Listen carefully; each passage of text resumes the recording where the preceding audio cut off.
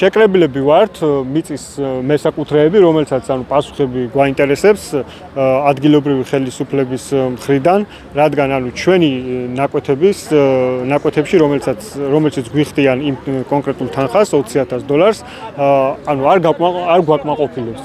გვინდა რომ ეს ადგილობრივი ხელისუფლების მხრიდან გახდეს მედიატორის როლი შეასრულოს მუნიციპალური განვითარების ცენტრსა და ჩვენ შორის. ფლობ ერთ-ერთ მიწას რუსთავის შემოსასვლელში, სადაც ახლა იგეგმება სტუდქალაქის აშენება და სახელმწიფო გვიკავშირდება და ამ მიწის სანაცვლოდ რაღაც ძველ დროს განაწილებული მიწებია, რომელიც ოჯახის საკუთრებაშია და 900 კვადრატია საშუალოდ 600-დან 900 კვადრატამდე და ერთ კვადრატში გვთავაზობს $20.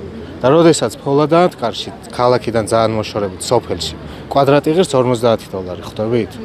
და ეს მიუღებელია, უბრალოდ დაცინვა არის, ესე მგონია ხალხის. ვერაფერში ვერ გამოვიყენებთ იმ თანხას. რა მანქანას ვიყიდი და მორჩება მაგით სამომავლო ინვესტიცია ჩემი მთელი ცხოვრების და ასე შემდეგ, რომ შესაძლებელი იქ რამე ააშენო, ან პირობითად უკეთეს ფასად გაყიდო და ცხოვრებაში რაღაცა წინ წახვიდე რაღაცნაირად რა.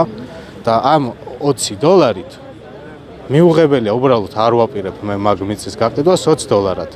თორე არ ვართ არც მარგინალი ხალხი, არც რუსთავის განვითარებას ვეწინააღმდეგებით პირიქით. სტუდქალაქიც უნდა აშენდეს, ქალაქიც უნდა განვითარდეს, მაგრამ ვის ხარჯზე? ხალხის ხარჯზე არა. უნდა განვითარდეს როგორც წესია ისე.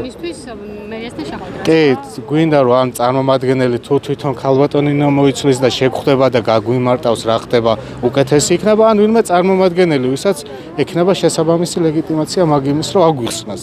უბრალოდ არა ის, რომ მე არ ვიცი, ყოფილა შემთხვევები, რომ მოდის ხალხი, დგას და მე არ ვიცი, ისეთი ადამიანი მოვიდეს, ვინც უბრალოდ გაგვცემს პასუხს.